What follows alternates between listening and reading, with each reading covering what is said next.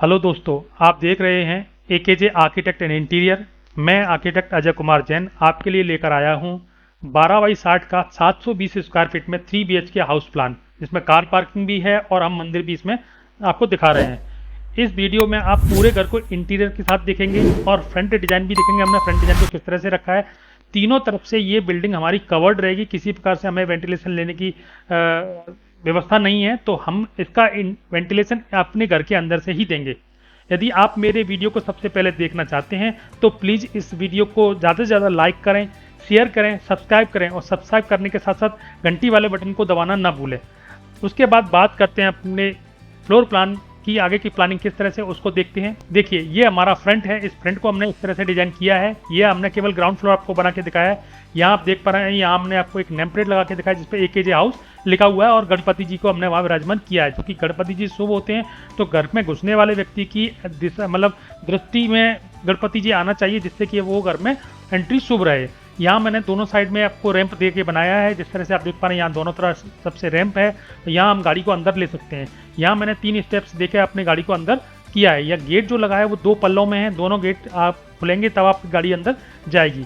यहाँ मैंने आपको जो है आपकी प्रॉपर्टी से बाहर एक छोटा सा गार्डन बना के दिखाया है, जैसा कि आप यहाँ देख पा रहे हैं। यहाँ हमने आपको जाली बना के दिखाई है जो देखने में बहुत सुंदर लग रही है। अंदर की प्लानिंग किस तरह से, आइए उसको भी जानने का हम प्रयास करते हैं।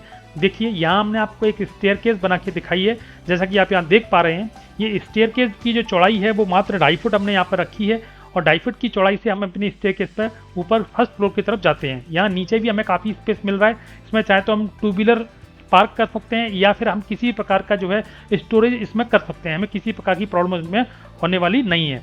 उसके बाद बात करते हैं इसके जो है राइजर और ट्रेड की। तो राइजर हमारा जो है इसका 7 इंचेस का है और ट्रेड हमारा जिस पर हम पैर रखते हैं वो हमारा 10 इंचेस का रखा है। टोटल अगर एरिया की बात करें कि हमारा जो स्टेयरकेस है जो कितना एरिया कवर करेगा, तो इसमें हम बात कर रहे हैं तो ये चौड़ाई में हमारा 5 फीट है और 8 फुट हमने इसकी लंबाई दे रखी है। इसमें हमारा जो सीढ़ी है वो पूरी तरह से हमारे फर्स्ट फ्लोर की तरफ पहुंच जाती है। नेक्स्ट पॉइंट में हम बात करते हैं अपने कॉमन टॉयलेट की। वो कॉमन टॉयलेट किस तरह से उसको भी देखने का हम प्रयास करते हैं। देखिए, कॉमन टॉयलेट की जो एंट्री है वो भी हमने पोर्ट से ही दे रखी है, जो कि 2.5 फीट चौड़ी एंट्री है। एंट्री के साथ आप बाथरूम के अरेंजमेंट को देख रहे हैं, टॉयलेट के अरेंजमेंट को देख रहे हैं। इस तरह से हमने इसका अरेंजमेंट दिया है, ग्लास पार्टीशन देके बनाया है।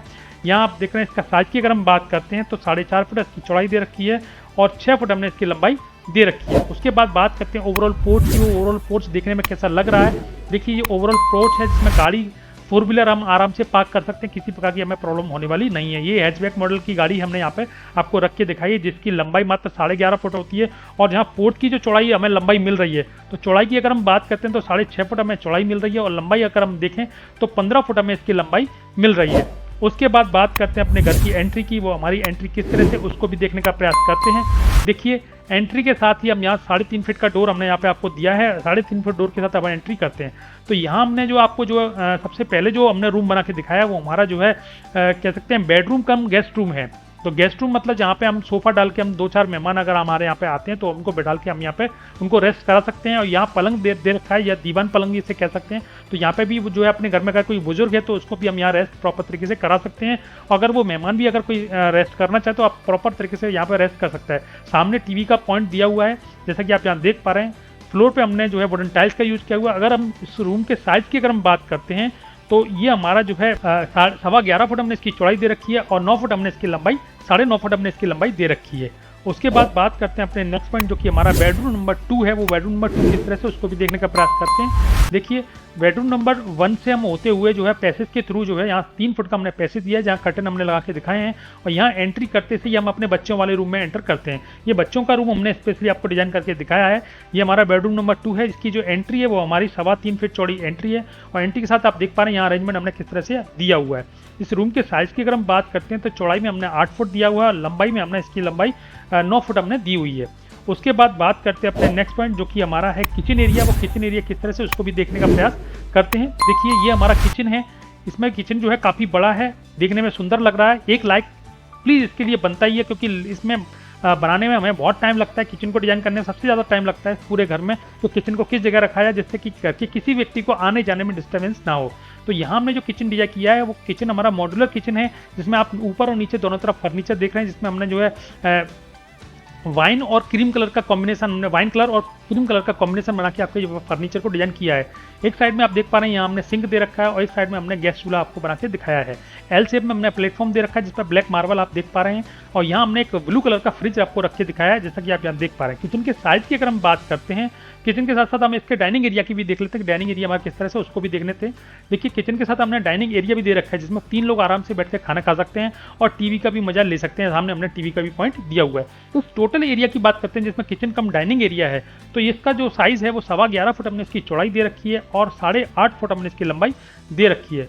उसके बाद बात करते हैं अपने नेक्स्ट पॉइंट जो कि हमारा ओपन एरिया है, जो हमारे किचन को प्रॉपर तरीके से वेंटिलेट कर रहा है।